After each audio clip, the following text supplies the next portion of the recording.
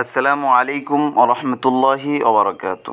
সম্মানিত শ্রোতা, আপনারা শুনছিলেন আল্লামা মামুনুল হক সাহেবের কারাজীবন, জেলখানার জীবন।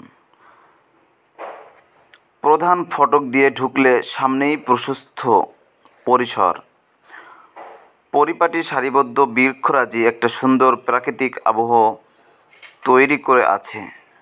ফটক দিয়ে ঢুকে ডান দিকে মোড় দিয়ে পিচঢালা রাস্তা এগিয়ে গেছে আরও বেশ খানিক দূরে। বলছিলাম কাশিমপুর কেন্দ্রীয় কারাগারের কথা। এই রাস্তা দিয়ে সামনে গেলেই একে একে কারাগারের ফটকগুলো পড়বে, কিন্তু মূল কারাগারের আগেই বিশাল এরিয়া, যেখানে স্টাফ কোয়ার্টার গড়ে তোলা হয়েছে। আছে স্টাফদের পরিবার নিয়ে থাকার ব্যবস্থা, খেলার মাঠ, স্কুল, চিকিৎসা কেন্দ্রসহ আনুষঙ্গিক আরও কিছু স্থাপনা। সংরক্ষিত এই এলাকার পরিবেশ মনোরম, নিরিবিলি। কাশিমপুরে একই সীমানা ঘেরা দেয়ালের মধ্যে একটি নয়, বরং একে একে 4টি কারাগার। মেইন গেট দিয়ে ঢুকে 2টি বাঁক ঘুরে সামনে বেশ খানিক অগ্রসর হলে সর্বপ্রথম পড়বে কাশিমপুর কেন্দ্রীয় কারাগার 2। হাতের ডানে কারাগার 2-এর গেট। কারাগার 2 পিছনে ফেলে আরেকটু অগ্রসর হলে হাতের বামে পড়বে কাশিমপুর কেন্দ্রীয় কারাগার 3। এটি মহিলা কারাগার। এখানে শুধু মহিলা বন্দীদেরকে রাখা হয়। একই পথ ধরে আরও অগ্রসর হলে মুখোমুখি পড়বে কাশিমপুর কেন্দ্রীয় কারাগার 1। কারাগার 1 থেকে প্রথমে ও ডানে ও পরে বামে 2টি মোড় ঘুরে একটু অগ্রসর হলে পড়বে কাশিমপুর হাই সিকিউরিটি কেন্দ্রীয় কারাগার বা কাশিমপুর কেন্দ্রীয় কারাগার 4। একই সীমানা প্রাচীরের মধ্যে হলেও এখানে ভিন্ন ভিন্ন 4টি কারাগার। প্রতিটি কারাগারের বাউন্ডারি, দেয়াল ও সকল অবকাঠামো যেমন ভিন্ন ভিন্ন, জেল সুপার ও জেলারসহ পূর্ণ প্রশাসনও আলাদা। দেশের অন্যান্য কারাগারে মহিলাদের জন্য একটা পৃথক পৃথক ওয়ার্ড এলাকা থাকে, কিন্তু কাশিমপুরে কেন্দ্রীয় কারাগার 3 একটি ভিন্ন ও পূর্ণাঙ্গ মহিলা কারাগার, আর বাকি 3টি কারাগার হলো শুধু পুরুষদের জন্য। এগুলোতে মহিলাদের কোনো ব্যবস্থা নেই। আমাদের বহনকারী প্রিজন ভ্যানটি প্রথম এসে থামল 2 নং কারাগারের ফটকের সামনে। স্কোয়াডের পুলিশ কাস্টডির নাম বলে বলে বন্দীদেরকে নামিয়ে নিতে লাগলো। অধিকাংশ বন্দী নেমে গেল। শামীম সাইদিও নেমে গেলেন। মুসাফাহা করে দোয়ার অনুরোধ করে বিদায় দিলাম তাকে। এরপর থামল 1 নং কারাগারের গেটে। সেখানেও বেশ কিছু নেমে গেল। সর্বশেষ আমরা থাকলাম 12-14 জন। আমাদেরকে নিয়ে গাড়ি এসে থামল হাই সিকিউরিটি কারাগারের ফটকের সামনে। আমরা একে একে কারা ফটকে মাথা নিচু করে ভিতরে ঢুকলাম।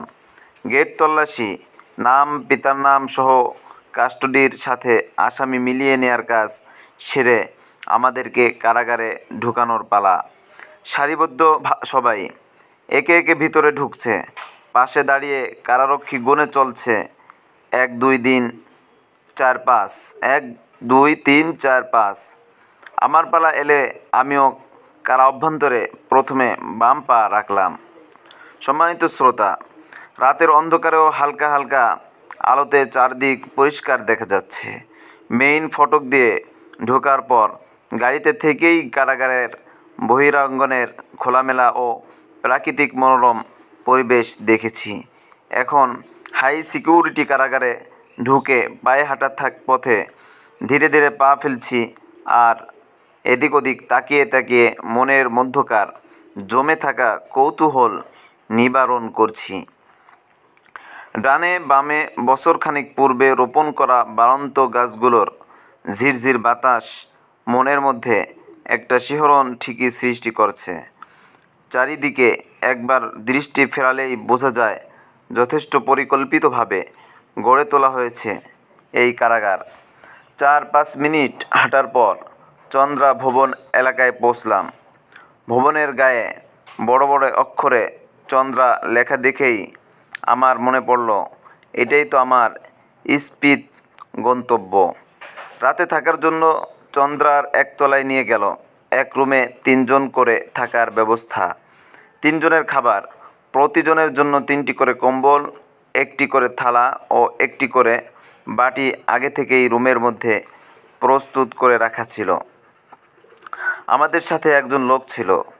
ঢাকা কেন্দ্রীয় কারাগারের জেল গেটেই তাকে যথেষ্ট শিয়ানা পাবলিক বলে মনে হয়েছিল।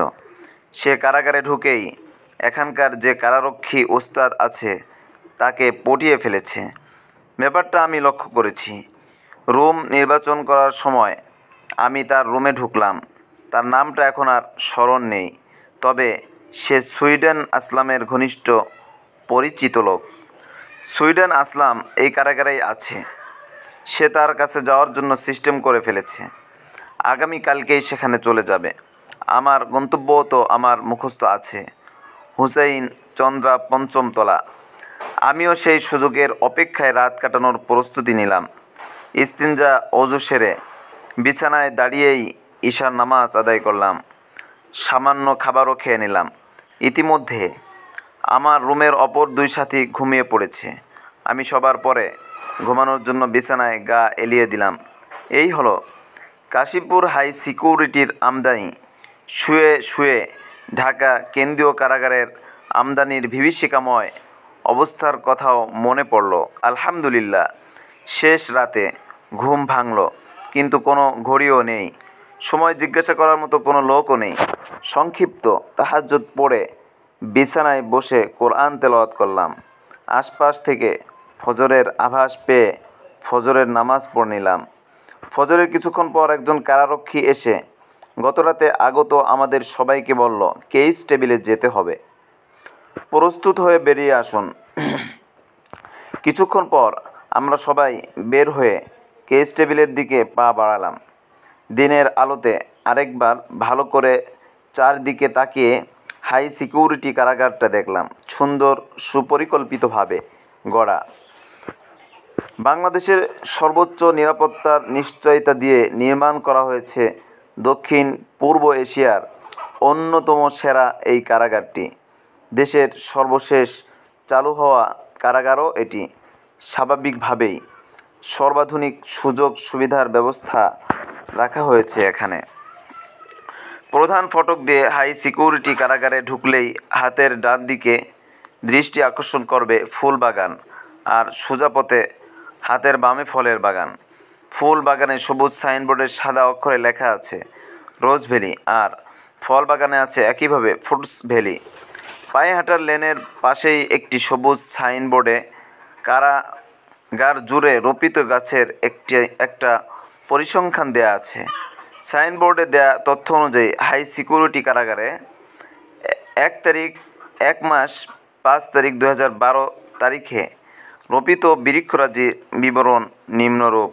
কারা কর্তৃপক্ষ কর্তৃক রোপিত গাছের বিবরণ: রোজ ভ্যালি গোলাপ 50, চেরি 60, দিলবাহার 60, 30 মাস ট্রি 5, হাসনায়না 10, ফ্রুটস ভ্যালি কাঁঠাল 120, লিচু 20, আমব্রালি 110, নারিকেল 75, দেশি ফল 20, সফেদা 20, কামরাঙ্গা 20, লটকন 15, জাম্বুরা 20, কাজি পেয়ারা 40, থাই পেয়ারা 40, জাবে বাটি কাবা 15, লাল জামরুল 40, এভোকাডো 20, ঔষধি বাহেরা 40, আমলকি 40, অর্জুন 40, নিম 25। সম্মানিত শ্রোতা, হাই সিকিউরিটি কারাগারের হালচিত্র কেমন ছিল? পূর্ব পশ্চিমে লম্বা কারাগারটির অবস্থান। পূর্ব দিকের অনেকটা মাঝ বরাবর প্রধান ফটক, এর আড়াআড়িভাবে সমান 3টি ভাগে বণ্টিত। সর্বপশ্চিমের অংশে পাশাপাশি দক্ষিণ মুখে করে 6 তলা বিশিষ্ট 6টি ভবন নির্মিত। দক্ষিণ দিক থেকে যথাক্রমে ভবনগুলো হলো গাজী, চন্দ্রা, তিতাস, ভাওয়াল, তমাল ও হিমেল। মাঝের অংশে দক্ষিণ প্রান্তে শুধু একটি ভবন, নীলগিরি।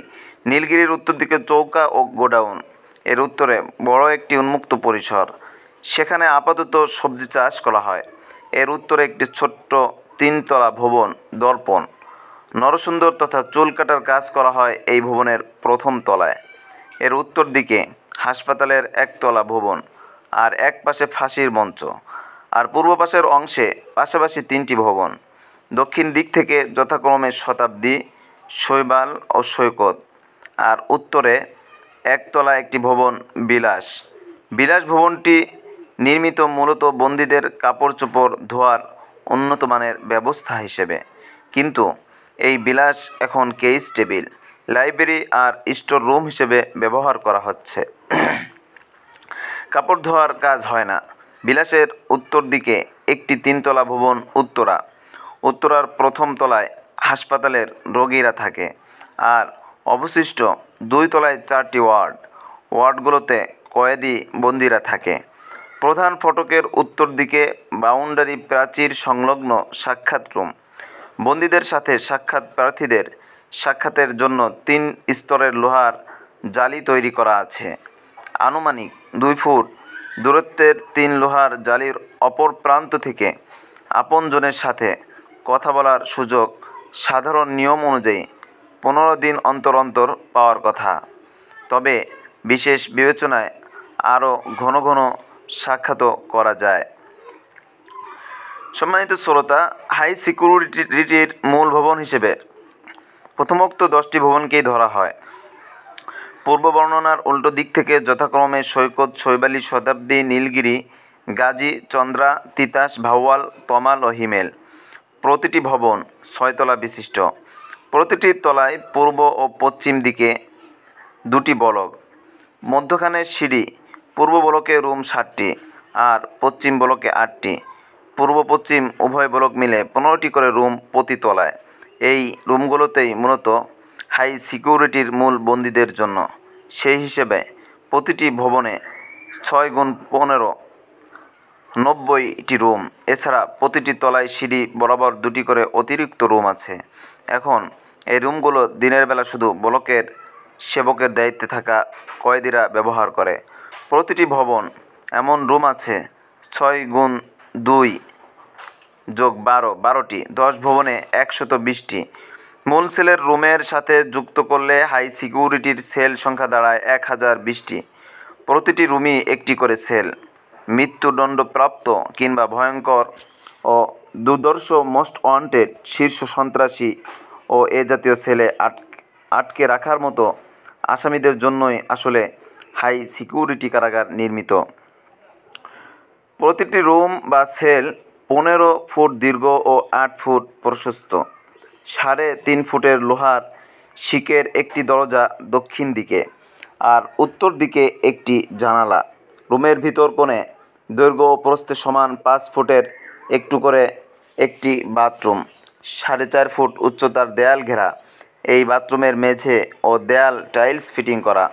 পূর্ব ও পশ্চিম উভয় বলকে 5 ফুট প্রশস্ত লম্বা টানা বারান্দা। পশ্চিম বলকের বারান্দাটা 8 ফুট পরিমাণ বেশি দীর্ঘ, কারণ সেখানে রুম একটি বেশি, 8টি। এই বারান্দায় বলকের আসামিদের জগৎ। সেই ধরনের আসামিদের জন্য এই হাই সিকিউরিটি কারাগার নির্মিত। সেই জাতীয় আসামি সম্ভবত অপ্রতুল, তাই এখানে এখন অধিকাংশ সাধারণ হাজতি আসামি। বর্তমানে সাধারণভাবে প্রতিটি সেলে থাকে 3 জন করে আসামি, কোথাও কমও আছে। এখন যারা এখানে আছে এদেরকে একা পৃথক সেলে রাখার প্রয়োজন পড়ে না। তাছাড়া একা থাকা অধিকাংশ মানুষের জন্যই কঠিন হবে। আসামিদের সেবা পৌঁছাতেও বেশি বেগ পেতে হবে। এখন একটি বলকে গিয়ে 21 জন আসামির খাবার দিয়ে আসা যায়। পৃথক পৃথক সেলে 1 জন করে রাখলে 21 জনের সেবা পৌঁছাতে 3টি বলকে যেতে হবে। এ সকল কারণে সেল প্রতি 3 জন করে আসামি রাখা হয়। বিশেষ কেউ যদি স্বেচ্ছায় একা ভিন্ন সেলে থাকার আগ্রহ প্রকাশ করে, সেটারও সুযোগ আছে। এখানে প্রতিটি ভবনের ভিন্ন বাউন্ডারি আছে। বাউন্ডারির ভিতরেই বেশ কিছু ফাঁকা জায়গা আছে। সেখানে বৃক্ষ রোপণ করা আছে কিছু, আর বাকি সবজি চাষ করা হয়। পূর্ণ কারাগারই আনুমানিক 15 ফুট উঁচু প্রাচীর ঘেরা। সেই বাউন্ডারি প্রাচীরের উপরে 3 ফুটের মতো বৈদ্যুতিক তারের বেড়ি। বাউন্ডারি প্রাচীর 10 ফুট ভিতরে আবার আনুমানিক 10 ফুট উঁচু লোহার গ্রিল দিয়ে তৈরি আরেকটি বাউন্ডারি। এভাবে 4 স্তরের নিরাপত্তা বলয় তৈরি করা কারাগারের প্রতিটি ভবন এরিয়ায় সিসি ক্যামেরা লাগানো, প্রতিটি ব্লকে আবার লাগানো আছে মোবাইল ফোন নেটওয়ার্ক, অকেজো করার যন্ত্র হামার। যদিও অনেক জায়গাতেই এখন এই সিসি ক্যামেরা ও হামার নষ্ট বা অকেজো পড়ে আছে। সর্বোচ্চ নিরাপত্তার বলয়ে গড়া কারাগারটির অভ্যন্তরীণ পরিবেশ বেশ পরিচ্ছন্ন ও সাজানো গোছানো, সব মিলিয়েই সুন্দর ও প্রাকৃতিক আবহাওয়া এখানে বিরাজমান। সম্মানিত শ্রোতা, আমরা কেস টেবিলে গিয়ে স্বাভাবিক নিয়ম অনুযায়ী মুখোমুখি হলাম আবার সেই বিব্রতকর জেলার ফাইলের। এত সুন্দর ও আধুনিক মানের একটি কারাগার, অথচ জেলার ফাইল দেওয়ার নিয়ম সেই অসভ্য আদিম বর্বর যুগের মতোই। মাটিতে দুপায়ের উপর ভর করে বাথরুম করার মতো 5 জন করে লাইন দিয়ে বসতে হবে। বেশির চেয়ে বেশি লেটকি দিয়ে মাটির উপর বসা যেতে পারে। জেলা সাহেব আসার আগ পর্যন্ত এভাবে ক্রমিক সাজিয়ে বসে থাকতে হবে। আমি অবশ্য এভাবে বসে থাকি না, সিরিয়ালের জায়গায় সোজা দাঁড়িয়ে থাকি কিছুক্ষণ, এরপর সরে গিয়ে ঘোরাঘুরি করি বা বসার টেবিল থাকলে বসে পড়ি। আমাকে একটু সমীহ করে বলেই এটা সম্ভব হয়। এরপর যখন জেলা সাহেব আসেন তখন গিয়ে ফাইলে বসি। এখানে কেস টেবিলের ভবন বিলাস একটা জায়গা ঘেরাও দিয়ে নামাজের জন্য নির্ধারণ করা আছে। আমি সেখানে গিয়ে 4 রাকাত সালাতুদ দুহা আদায় করে নিলাম। এই ফাঁকে ইতিমধ্যে একজন কয়েদি শামসু ভাই আমাদের ব্লকের সেবকের দায়িত্বে, যার কাম্পাস একটা বাটির মধ্যে করা দুধ কলার নাস্তা নিয়ে আসলেন। চিরা দুধ কলার নাস্তা নিয়ে আসলেন। আমার না দেখা সেই হুসেন চন্দ্রা 5ম তলা থেকে পাঠিয়েছে। আমি নাস্তা করতে লাগলে সেখানে আরেকজন কারারক্ষী নাস্তা করার জন্য আসলেন। শ্বশ্রুমণ্ডিত দিনদার আব্দুল কাদের কারারক্ষী খিচুড়ি নিয়ে এসেছেন। আমরা এখানে অপরের নাস্তায় শেয়ার করলাম। কিছুক্ষণ পর জেলার ফাইল হয়ে গেল, হেলথ পাসও হলো। 5 ফুট 10 ইঞ্চির উচ্চতা ও বয়স মুখস্থই লেখানোর মতো। পর ওজন মাপার মেশিন দেখে সেটা প্র্যাকটিক্যাল করলাম। মেশিনে উঠে দেখি ওজন হয়ে গেছে 84 কেজি। আগে যখন মেপেছি তখন ছিল 80 বা 79। তার অর্থ জেলখানায় বসে বসে খেয়ে আর ঘুমিয়ে 5 কেজি ওজন বাড়িয়ে ফেলেছি। জেলার ফাইল শেষ হলো।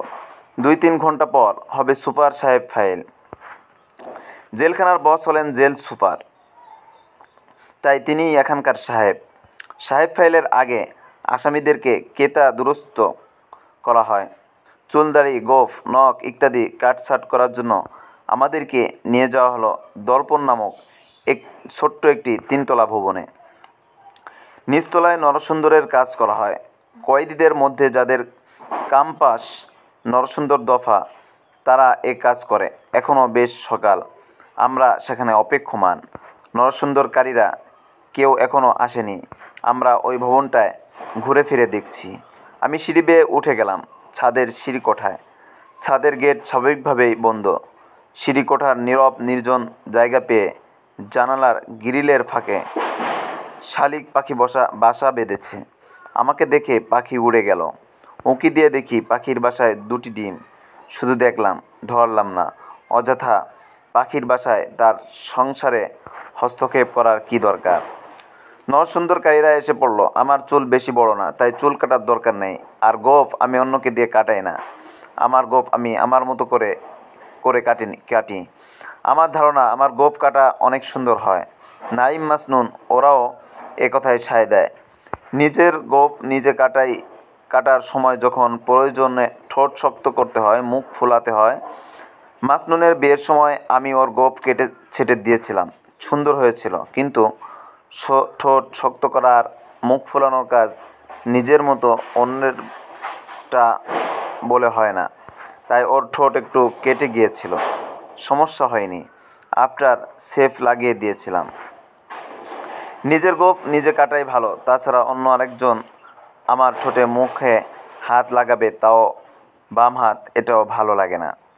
আমি চুল কাটবো না বলে মনস্থির করেছি। কিন্তু একজন নরসুন্দরকারীর সাথে পরিচয় হলো। নাম তার তুজাম্মেল, বাড়ি টাঙ্গাইল।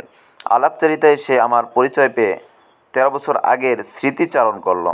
2001 সাল। তখন সে ঢাকা কেন্দ্রীয় কারাগারে ছিল। আব্বাজান হযরত শাইখুল হাদিস রহমতুল্লাহি আলাইহি সেই সময় গ্রেপ্তার হয়ে কারাগার গেলে প্রথমে সেই ওয়ার্ডে দেওয়া হয়েছিল। সেই ওয়ার্ডেই ছিল এই তোজাম্মেল। সে আফসোস করে সেই সময়ের কিছু দুঃখজনক স্মৃতিও রোমন্থন করল। সুযোগ পেয়ে সে আব্বাজানের খেদমত করেছিল, এমনকি তখন সে তার চুলও কেটে দিয়েছিল। এই কথা শুনে আমি আবার সিদ্ধান্ত পরিবর্তন করলাম। ঠিক করলাম তোজাম্মেলকে দিয়ে চুল কাটাবো। তোজাম্মেল আমার চুল কেটে দিল। আর চুল কাটতে কাটতে তোজাম্মেল দুঃশাসনের কারাগারে বন্দী শেখুল হাদিস রহমতুল্লাহি আলিহের কারাজীবনের আরও কিছু দুঃসহ স্মৃতির কথা বলল।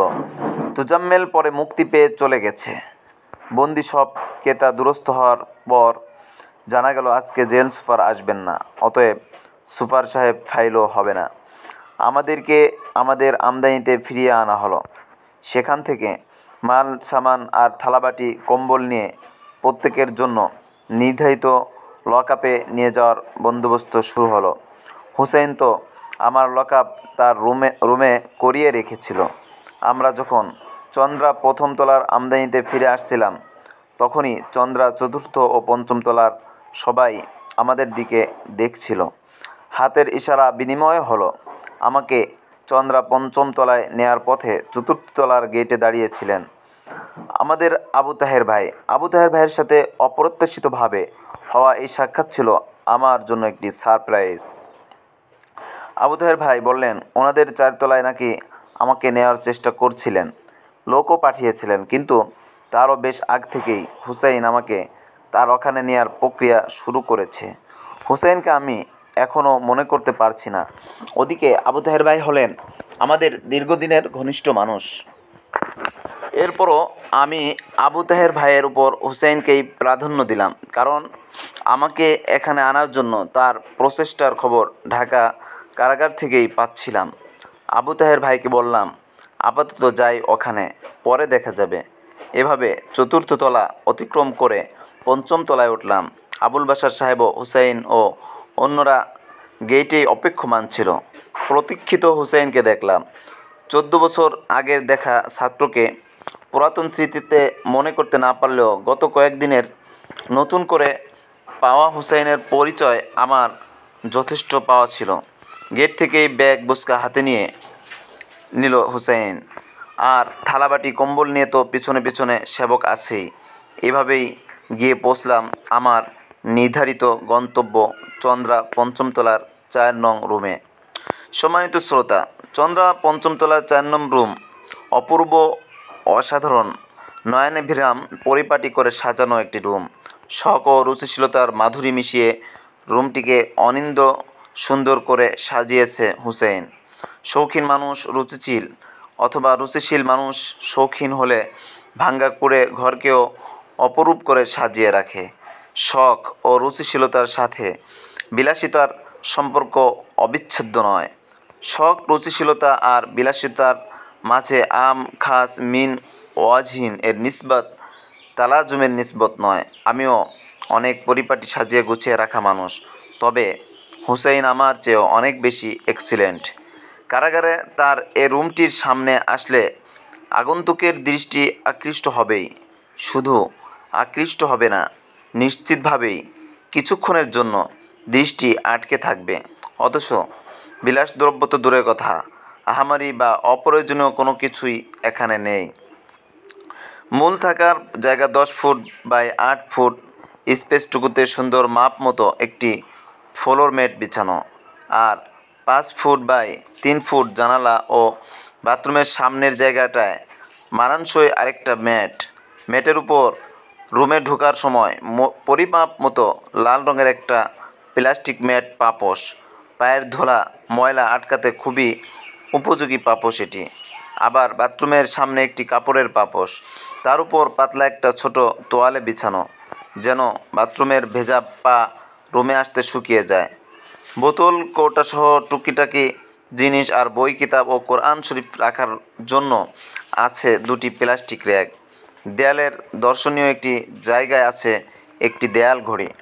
কাপড় চোপড় রাখার জন্য রুমের 2 কোণে 2টি ওয়াল হ্যাঙ্গার লাগানো। জিনিসপত্র বহন করার ব্যাগগুলো রুমের একদিকে সারিবদ্ধ ঝুলিয়ে রাখার ব্যবস্থা করা হয়েছে। আর সবচেয়ে আকর্ষণীয় যে জিনিসটি সেটা হলো এখানে যেহেতু ফ্লোরিং ব্যবস্থা, ফ্লোরেই থাকতে হয়, তাই বসার সময় দেয়ালে হেলান দিলে দেয়ালের চুন রং উঠে কাপড় নষ্ট হওয়ার আশঙ্কা থাকে। এজন্য বসার জায়গা বরাবর অনেকেই কোনো পেপার বা পলিথিন, কাগজ, আঠা দিয়ে দেয়ালের সাথে সেঁটে দেয়। কিন্তু হুসেইন তার রুমে চারদিক ঘুরিয়ে সুন্দর সুন্দর সব সিনারি লাগিয়ে দিয়েছে। বাহারি সিনারির নান্দনিকতা রুমটিকে দারুণ শোভা দান করেছে। বিভিন্ন প্রাকৃতিক দৃশ্য সম্বলিত 14টি সিনারি পেপার কিনতে সাকুল্যে 5,500 টাকার মামলা, আর বাকি ম্যাট, র্যাক ও পাপোশ হয়তো 1,500-2,000 টাকার ব্যাপার। এই সামান্য খরচে একটি সুন্দর ও শৌখিন পরিবেশ হয়ে গেছে। আসলে এটা টাকা দিয়ে হয়নি, হয়েছে শখ ও রুচি দিয়ে। সম্মানিত শ্রোতা, এই সুন্দর ও পরিপাটি রুমটিতেই আমার থাকার ব্যবস্থা। এখানে হুসাইন থাকে, আর হুসাইনের সাথে আছে নিজামুদ্দিন। নিজামুদ্দিনের বাড়ি ফরিদপুর।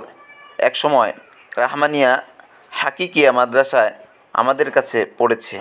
হাকিকিয়ার আরাফার ময়দানের ইমাম ছিল সে।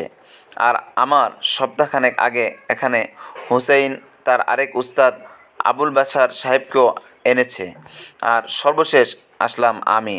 স্বাভাবিকভাবে প্রতি রুমে 3 জন করে থাকলেও এই রুমে আমি আসার আগেও 4 জন ছিল। উপরোক্ত 3 জনের সাথে হেফাজতের মামলায় আটক রফিক নামে একটা ছেলে ছিল। আমি আসাতে রফিককে পাশের রুমে দেয়া হলো।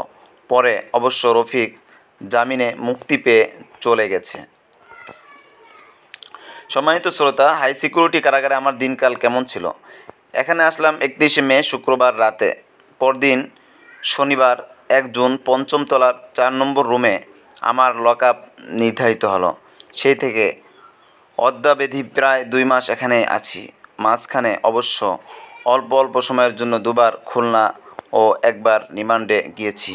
সেটা বাদ দিলে প্রায় 50 দিন সময় আমার এখানেই কাটছে। এখানে যখন প্রথম আসলাম তখন এখানে জামিউল উলুম মাদ্রাসার প্রিন্সিপাল মাওলানা আবুল বাশার নোমানী সাহেবও ছিলেন। আমি 2000 ও 2001 সালে 2 বছর জামিউল উলুমে শিক্ষকতা করার সুবাদে মাওলানার সাথে ভালো সম্পর্ক ছিল। শেখুল হাদিস রহমতুল্লাহি আলিহের সন্তান হিসেবে তিনি আমাকে বিশেষ মহব্বত করেন। মাওলানা আবুল বাশার সাহেব নরম মানুষ, আন্দোলন সংগ্রামের সক্রিয় কোনো লোক নন। মাদ্রাসার শিক্ষক ছিলেন, এখন প্রিন্সিপাল, আর মসজিদে ইমামতির দায়িত্ব পালন করেন। নিহায়াত ইমানির দায়িত্ব পালনের কর্তব্যবোধ থেকে হেফাজতে ইসলামের ইমানি আন্দোলনে কাফরুল থানার দায়িত্বে নিয়োজিত ছিলেন। কিন্তু হেফাজতের 5 মের অবরোধ পরবর্তী শাপলা চত্বরের মহাসমাবেশ কোথাও সক্রিয়ভাবে উপস্থিত ছিলেন না। পিছন থেকে যতটুকু পেরেছেন সাহায্য সহযোগিতা করেছেন। কিন্তু জামিউল উলুমের পার্শ্ববর্তী মাদ্রাসা দারুল উলুম মিরপুর 13 মাদ্রাসার মাহফিলে স্থানীয় আওয়ামী এমপি কামাল মজুমদার হেফাজত বিরোধী বক্তব্য দিতে গিয়ে শ্রোতাদের দ্বারা লাঞ্ছিত হলে ব্যাপারটি মিরপুর 13 মাদ্রাসা কর্তৃপক্ষের ঘাড়ে পড়ে। তারা সরকার দলীয় এমপির রোষানল থেকে বাঁচতে গিয়ে দায় অস্বীকার করেন। বলেন, ঘটনার সাথে আমাদের মাদ্রাসার ছেলেরা জড়িত নয়, আশেপাশের মাদ্রাসার ছেলেরা করে থাকতে পারে। মূলত সে দিনের সেই এমপি লাঞ্ছনার ঘটনার সাথে নির্দিষ্ট কোনো মাদ্রাসার ছাত্ররাই জড়িত ছিল না, বরং সেটি ছিল স্বতঃস্ফূর্ত জনতা ও ছাত্রদের উপস্থিত প্রতিক্রিয়া। কিন্তু প্রতিহিংসার শিকার হয়ে পার্শ্ববর্তী 2 মাদ্রাসার 2 প্রিন্সিপাল যথাক্রমে জামিউল উলুমের মাওলানা আবুল বাশার নোমানী আর খাদেমুল ইসলামের মুফতি ইমরান মাজহারি গ্রেফতার হন। গ্রেফতারের পর আবুল বাশার সাহেব মিরপুর থানা কোর্ট রিমান্ড ঢাকা কারাগার হয়ে এখানে হাই সিকিউরিটিতে এসেছেন। আর ইমরান মাজহারি সাহেব এসেছিলেন কাশিমপুর 2 কারাগারে। আমি এসে দেখি আবুল বাশার সাহেব মন ভরা আতঙ্কগ্রস্ত। তার গ্রেপ্তারের পর মাদ্রাসা ও মসজিদ উভয় জায়গায় একটি মহল চক্রান্ত করছে। ইত্যকার বিষয় নিয়ে দুশ্চিন্তাগ্রস্ত তিনি। তাছাড়া হেফাজতে ইসলামের ঘটনা নিয়েও বেশ হীনমন্যতার শিকার হয়ে আছেন। প্রসঙ্গক্রমে বলেই ফেললেন, 5 মের কর্মসূচি অবরোধ পর্যন্ত সীমাবদ্ধ থাকলে শাপলা চত্বরে সমাবেশ না করলে আমাদের এত বদনাম হতো না, হেফাজতে ইসলামের ইমেজটা রক্ষা পেত। এরকম চলমান বিষয়গুলো নিয়ে আমাদের মধ্যে অনেক কথা হয়েছে। আমি বলেছি, শাপলা চত্বরের ঘটনায় হেফাজতে ইসলামের কিছু ভুল থাকতে পারে, কিন্তু আওয়ামী লীগের ভুলের তুলনায় সেটা কোনো ভুলই নয়। হেফাজত লক্ষ লক্ষ মানুষ নিয়ে অবস্থান নিয়েছে। অবস্থান কর্মসূচি হলো সবচেয়ে দুর্বল ও শান্তিপূর্ণ কর্মসূচি। সহিংসতা হয়েছে দিনের বেলায়, সেটাও শাপলা চত্বরে নয়, অন্যান্য স্থানে। এই অজুহাতে শেষ রাতের ভুতুড়ে অন্ধকারে ফেলে লাখো মানুষের সমাবেশে গুলি চালানোর মতো অন্যায় ও বর্বর আচরণ আর হতে পারে না। সম্মানিত শ্রোতা, এখন মনে হচ্ছে বদনাম হেফাজতের হয়েছে। আমি অত্যন্ত আস্থার সাথে বললাম, আওয়ামী লীগ নিজের পায়ে যেভাবে নিজের কুঠারাঘাত করেছে, এই ক্ষতি পুষতে আওয়ামী লীগের 50 বছর লাগবে। আপাতত মিডিয়া দিয়ে হেফাজতের বিরুদ্ধে অপপ্রচার চালানো হচ্ছে দেখে এমন মনে হচ্ছে, কিন্তু অচিরেই এমন সময় আসবে, দেখবেন হেফাজতের সাথে আপোষ করতে আওয়ামী লীগ এসে হেফাজতের পায়ে পড়বে। আওয়ামী লীগ হেফাজতকে ম্যানেজ করার চেষ্টা না করে করেছে দমন করার চেষ্টা। এই পথ আওয়ামী লীগের জন্য আত্মঘাতী হয়েছে। আমার এ সকল আত্মবিশ্বাসী কথায় মাওলানা আবুল বাশার সাহেব মনে হয়তো অনেকটা প্রাণে পানি ফিরে পেয়েছেন। আরও বিভিন্ন কথা আমাদের মধ্যে হতো, রাজনৈতিক চিন্তাভাবনাও ও আলোচনায় উঠে আসতো। তিনি রাজনীতি নিয়ে আমার চিন্তাভাবনা জানতে চাইলে একদিন আমি বললাম, আমার কাছে রাজনীতিক দুটি পরিকল্পনা আছে, একটি হলো স্বল্পমেয়াদী, অপরটি দীর্ঘমেয়াদী। দীর্ঘমেয়াদী পরিকল্পনা হলো ইসলামী রাষ্ট্র প্রতিষ্ঠা ও পরিচালনার জন্য সেক্টর ওয়াইজ ব্যক্তি গঠন ও দাওয়াত সম্প্রসারণের মাধ্যমে শক্তিশালী ভিত তৈরি করা। সকল সেক্টরে বাতিলের সাথে মোকাবেলার সর্বাত্মক প্রস্তুতি নিতে হবে। সমাজ ও রাষ্ট্রের প্রয়োজনীয় ও প্রভাবশালী বিভাগগুলোতে বিশুদ্ধ চিন্তা দর্শনে লালিত ব্যক্তিদেরকে প্রতিষ্ঠিত করার ও প্রতিষ্ঠিত ব্যক্তিদের মধ্যে দাওয়াত সম্প্রসারণের সুদূরপ্রসারী পরিকল্পনা নিয়ে এ কাজ করতে হবে। এটা হলো দীর্ঘমেয়াদী পরিকল্পনার বিষয়। খুব সহসাই এর বড় কোনো ফলাফল দেখা যাবে না। আর স্বল্পমেয়াদী পরিকল্পনা হলো, যারা ইসলামী রাষ্ট্র ব্যবস্থায় বিশ্বাসী, অর্থাৎ বিশ্বাস করে যে ইসলামী শরীয়ত ও কোরআন সুন্নাহর আলোকে রাষ্ট্র পরিচালনা করা ইসলামের দৃষ্টিতে জরুরি, এই কথা যারা মানে তাদের সকলকে নিয়ে ঐক্যবদ্ধ প্ল্যাটফর্ম গড়ে তোলার চেষ্টা করতে হবে। সকল পথ ও মতের ঐক্যমতের বিষয়গুলোকে সামনে আনতে হবে। আবার যে বিষয়ে মত পার্থক্য আছে সেগুলোকে রাষ্ট্রচিন্তা থেকে দূরে রাখতে হবে। এভাবে একটি ফ্রেমওয়ার্ক তৈরি করে সেই ফ্রেমওয়ার্কের আলোকে ঐক্য প্রচেষ্টা চালাতে হবে। সেই হিসাবে বাংলাদেশের প্রেক্ষিতে শুধু কাদিয়ানী সম্প্রদায় বাদ দিয়ে ইসলামের নামে আরও যতগুলো পক্ষ আছে সবাইকে এক প্ল্যাটফর্মে আনতে পারলে একটি বিপ্লব করা সম্ভব হবে, এবং সেটা একটা ভারসাম্যপূর্ণ বিপ্লব হবে। এজন্য বড় বড় যে পক্ষগুলো আছে, যেমন ধরুন একটা পক্ষ কওমি বা দেওবন্দি হালকা, আরেকটা পক্ষ হলো বিদআতপন্থী যারা আছে, এদের মধ্যে আবার অনেক উপগ্রুপ আছে। আরেকটি পক্ষ হলো আহলে হাদিস। বিদআতি আর আহলে হাদিস বিপরীতমুখী দুটি পক্ষ, সেই সাথে জামাত ইসলামী। এই হলো বাংলাদেশে ইসলামের নামে বিদ্যমান পক্ষসমূহ। এদের মধ্যে যারাই কুফুরির সীমায় পৌঁছেনি, ইমানের সীমায় আছে, সবাইকে নিয়ে ঐক্য করতে হবে। এই জাতীয় বৃহৎ ঐক্য করে মাঠে নামতে পারলে বাংলাদেশে বিপ্লব হওয়া সম্ভব। তবে সেজন্য দক্ষ অনুঘটকের প্রয়োজন, যে এই কাজটি ঘটাবে। পাকিস্তানের মাওলানা ফজলুর রহমানের মতো নির্ভরযোগ্য ও ঝানু মানুষের দরকার। পাকিস্তানের মুত্তাহিদা মজলিসে আমল গঠন করে তার একটি নজির তারা সামনে এনেছেন। আমাদের দেশে তা তো আলহামদুলিল্লাহ পাকিস্তানের মতো এত কঠোর বিরোধিতা নেই। পাকিস্তানের শিয়া সুন্নি বিরোধ তো ইমান কুফুরের বিরোধ। দেওবন্দি বেরলভী বিরোধও আমাদের দেশ থেকে অনেক বেশি উত্তপ্ত, অথচ সেখানে দেওবন্দি বেরলভী শিয়া ও জামাত এই চার পক্ষ মিলে মুত্তাহিদা মজলিসে আমল গড়ে সরকার গঠন করার দোরগোড়ায় পৌঁছে গিয়েছিল। তবে আবারও বলছি, এই কাজের জন্য এমন একজন লোক সামনে আসতে হবে যার মধ্যে দুই গুণ থাকবে। এক হলো তাকে মুখলিস ও নির্ভরযোগ্য হতে হবে। দুই, তাকে খুবই হুঁশিয়ার, সতর্ক, রাজনৈতিক প্রজ্ঞাসম্পন্ন হতে হবে। ইখলাস না থাকলে কাজের নামে ধান্দাবাজি হবে। ঐক্য গঠন করে এটা নিয়ে ব্যক্তিগত দিন দরবার শুরু হবে। আর রাজনৈতিক প্রজ্ঞা ও সতর্কতা না থাকলে ধান্দাবাজদের ধোঁকায় পড়তে হবে। আমাদের দেশের প্রেক্ষিতে এটাকে অনেক অসম্ভব বা অবাস্তব মনে করতে পারে, কিন্তু আমি মনে করি এটা অবাস্তবও নয়, খুব কঠিনও নয়। যাদের সম্পর্কে মনে করা হয় যে এরা এই ধরনের আহ্বানে সাড়া দিবে না, আসলে এমন একটা পরিবেশ যখন হয়ে যাবে, ফলো যদি উঠে যায়, তাহলে সবাই নিজ নিজ আগ্রহে এসে ঐক্যে সামিল হওয়ার জন্য লাইন ধরবে। 4 দলীয় জোট গঠনের সময় সামান্য একটা ফলো উঠেছিল। তখন বিদআতপন্থী এমন গ্রুপ, যারা আমাদেরকে দু চোখে দেখতে পারে না, এমন গ্রুপকে আমি দেখেছি আমাদের বাসায় আব্বাজান হজরত শেখ রহমতুল্লাহি আলিহির সাথে এসব বিষয়ে লিয়াজও করতে এসেছেন। এমনও বলেছে যে এখনই আমাদের দেশে যে অবস্থা তৈরি হয়েছে, তাতে হেফাজত, জামাত আর জাতীয় পার্টি, এই 3টি পক্ষ যদি নির্বাচনী কোনো সমঝোতা করতে পারে, ক্ষমতার ব্যাপারে এই শক্তি একটি ফ্যাক্টরি পরিণত হয়ে যাবে। এটা অবশ্য একটা কথার কথা। হেফাজতে ইসলাম তো প্রত্যক্ষ রাজনীতি বা নির্বাচনে আসবে না, এমন ঘোষণা দিয়েই মাঠে নেমেছে। আমার কথায় আবুল বাশার সাহেব বৃহৎ এই ঐক্যের প্রতি নিজেরও প্রচণ্ড আগ্রহ প্রকাশ করেন এবং আমাকে বলেন যে আপনি এই মিশন নিয়ে ময়দানে নামেন। আমি বলি যে আমার মতো ছোট মানুষের কাজ এটা না। তিনি বললেন যে আরে, কাজ করতে করতেই তো মানুষ বড় হয়।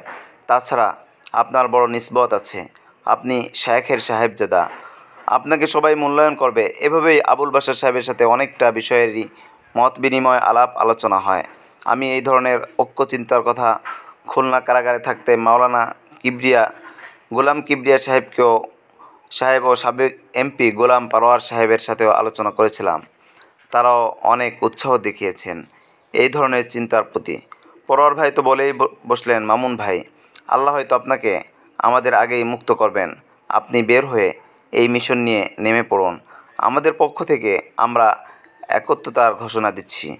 আবুল বাশার সাহেব যতদিন থাকলেন, এভাবে বিভিন্ন আলাপচারিতার মধ্যে দিয়ে সময় কেটে যেত। সপ্তাহখানেকের মধ্যে ওনার জামিন হয়ে গেল। জামিনে মুক্তি পেয়ে চলে যাবেন। ব্লকের কেউ কেউ ওনাকে ধরল খাওয়ানোর জন্য। উনি আনন্দেই সম্মত হলেন। উনি থাকতে আরও আয়োজন করা গেল না। উনি বের হয়ে পার্শ্ববর্তী এক মসজিদে পরিচিত ইমাম সাহেবের মাধ্যমে টাকা পাঠিয়ে দিলেন। আমরা জম্পেশ একটা খাবার দিলাম। পোলাও, গোশত, সালাদ ছিল, আর ছিল প্রতি 3 জনের জন্য 1 কেজি করে দই। সম্মানিত শ্রোতা, আমি যখন কাশিমপুর হাই সিকিউরিটি কারাগারে, তখন এখানে হেফাজতে ইসলামের 30-35 জন বন্দী ছিল। এর মধ্যে উল্লেখযোগ্য আরেকজন ছিলেন গোপালগঞ্জ ভবানীপুর মাদ্রাসার নাজিমে তালিমাত মাওলানা সোয়াইব আহমদ। তিনি থাকতেন নীলগিরি ভবনে। মাওলানার সাথে আমাদের আত্মীয়তার সম্পর্ক আছে। ব্যক্তিগতভাবেও আমার মহাব্বতের মানুষ, কিন্তু কারাগারে তার সাথে খুব একটা দেখা সাক্ষাতের সুযোগ হয়ে উঠত না। এক ভবনের বন্দি তো আরেক ভবনে যাওয়ার সুযোগ নেই। তবে উভয়ে একই সাথে ভবনের বাইরে আসার সুযোগ পেলে সাক্ষাৎ সম্ভব ছিল। সম্মানিত শ্রোতা, হাই সিকিউরিটির বিভিন্ন ভবনের বন্দীরা পরস্পর সাক্ষাতের সুযোগ পায় সাধারণত 3 ভাবে। একই সময়ে যদি বাইরে থেকে সাক্ষাতের লোক আসে, অথবা মেডিকেলে গেলে, আর একসাথে কোর্ট পড়লে। মাওলানা সোয়াইবের সাথে একদিন সাক্ষাৎ হয়েছিল। আমাদের উভয়ের সাক্ষাতে লোক এসেছিল একই সময়ে। আরেক দিন একই সাথে কোর্ট পড়েছিল। একসাথে কোর্টে আসা যাওয়া ও গারদে থাকা সব মিলিয়ে সকাল থেকে বিকাল পর্যন্ত একসাথে ছিলাম। মাওলানার নামে মামলা ছিল 3টি। তাই কারাগারের সাধারণ প্রচলন অনুসারে ডান্ডাবিড়ি পড়ার সৌভাগ্য তারও হয়েছিল। বৃহত্তর দক্ষিণবঙ্গে হজরত সদর সাহেব রহমতুল্লাহি আলিহের সাহেবজাদা, আমার মোহতারাম উস্তাদ মুফতি রুহুল আমিন সাহেব, যিনি আওয়ামী লীগ সরকারের সাথে বিশেষ যোগাযোগ ও লিয়াজোর সম্পর্ক রাখেন। সরকারের সাথে সুসম্পর্কের ভিত্তিতেই তিনি আলেম সমাজের দাবি দেওয়া আদায়ের তৎপরতা চালান। তার দক্ষিণহস্ত ও অন্যতম সহায়ক হিসেবে মাওলানা সোয়াইব দক্ষিণবঙ্গে পরিচিত। কওমি মাদ্রাসার রাষ্ট্রীয় স্বীকৃতিসহ আরও বেশ কিছু বিষয়ে দেশের সিংহভাগ ও চিন্তাশীল আলেমের সাথে রুহুল আমিন সাহেবেরও ভিন্ন মত থাকার বিষয়টি একটি আলোচিত বিষয়। মাওলানা সোয়াইব বয়সে তরুণ হলেও তাকে একজন চিন্তাশীল মানুষ বলেই মনে করা হয়। কোর্টে আসা যাওয়ার পথে তার সাথে নানা বিষয় নিয়ে আলোচনা হলো। তার যুক্তি হলো, আমাদের পদ্মার ওপারে নেতৃত্ব দেওয়ার মতো আর কেউ নেই, কাজেই আমাদের জন্য কাজ করতে হলে রুহুল আমিন সাহেবকে সামনে রেখে কাজ করা সুবিধা। আমরা যদি ওনার বিরোধিতা না করে ওনাকে পরামর্শ দিয়ে চলতে পারি সেটাই তো ভালো। প্রধানমন্ত্রীর কার্যালয় পর্যন্ত যে রুহুল আমিন সাহেব হুজুরের হাত, তার ঘনিষ্ঠ সহযোগী 3 মামলা নিয়ে ডান্ডাবেড়ি বয়ে বেড়াচ্ছে।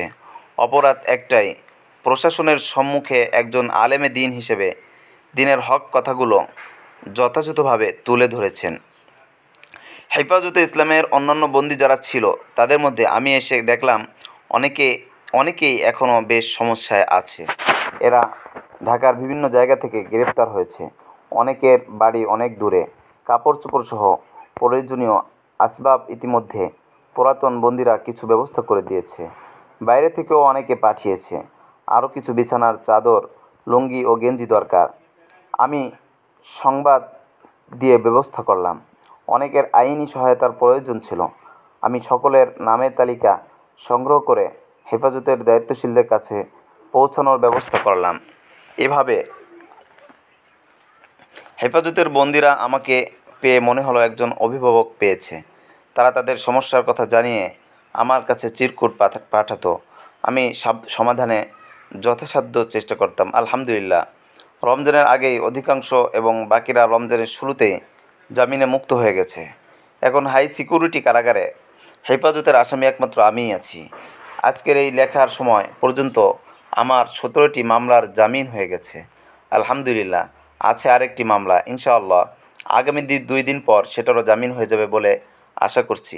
শফিউর রহমান ফারাবী, মুরতাদ ব্লগার রাজীবের জানাজার ইমামকে ফেসবুকে হত্যার হুমকি দেওয়ার মামলায় আসামি সে।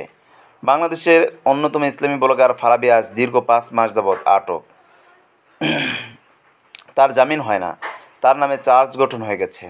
অথচ নবীর দুশমন আসিফ মহিউদ্দিন ও অন্যান্য নাস্তিক ব্লগারদের ঠিকই জামিন হয়ে যায়।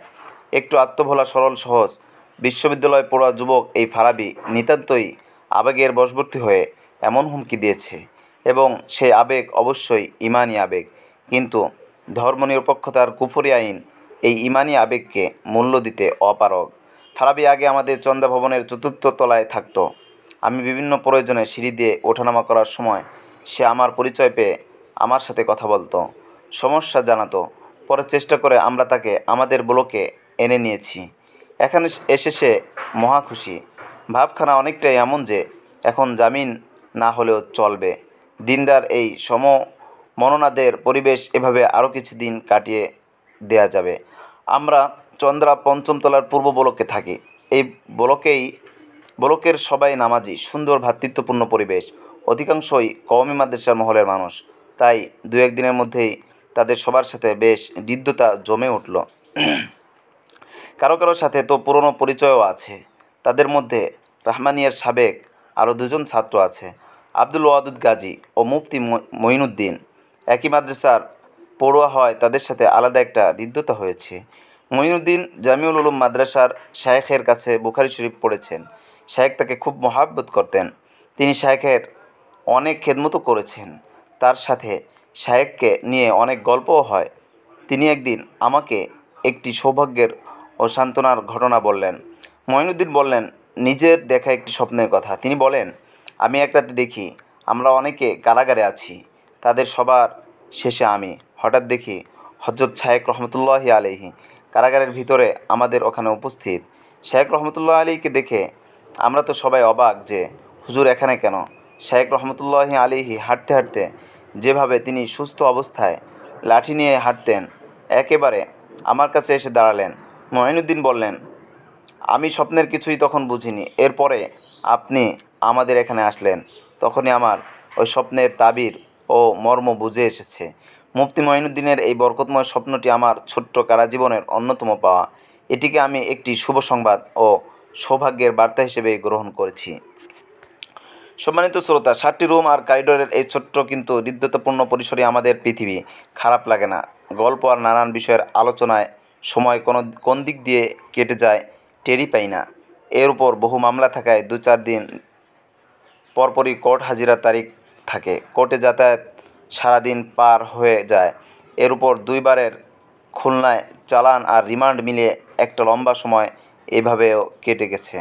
আবুল বাশার সাহেব হুজুর চলে যাওয়ার পর আমাদের রুমটায় থাকলাম আমরা 3 জন। রুমের আর 2 জনই আমার ছাত্র। তারা 2 জনই উস্তাদ হিসেবে আমার যথেষ্ট খেদমত করে। 2 জন খাদেম আর 1 জন মাখদুম একসাথে থাকলে যা হওয়ার কথা ব্যাপারটা তাই হলো। সব মিলিয়ে কারাগারের এই ছোট্ট রুমটা বেশ আপন হয়ে উঠল। তাছাড়া বাথরুম, গোসল ইত্যাকার সুবিধা তো আছেই, আর সেই সাথে আছে খাওয়া দাওয়ার ব্যাপার। কাছের দূরের যার সাথেই দেখা হয় বা যেই দেখা করতে আসে সকলের মুখেই অভিন্ন যে প্রশ্নটি শুনতে হয়, খাওয়া দাওয়ার কষ্ট হয় না? সবার কাছে আমাদের খাওয়া দাওয়ার বিবরণ দিতে হয়। প্রথমেই অভিন্নভাবে সবাইকে যে কথা বলেছি ও বলি আলহামদুলিল্লাহ, খাওয়া দাওয়ার কোনো সমস্যা নেই। জেলখানা থেকে 3 বেলা খাবার দেয়। সকালে আটার রুটি আর গুড়, দুপুরে ভাত ডাল, রাত্রে ভাত সবজির সাথে মাছ অথবা গোশত থাকে। জেল কোড অনুযায়ী প্রতিদিন কী পরিমাণ খাবার একজন কয়েদি বন্দী আর হাজতি বন্দী প্রাপ্য তার চার্ট প্রতিটি ভবনের প্রবেশ পথে লাগানো আছে।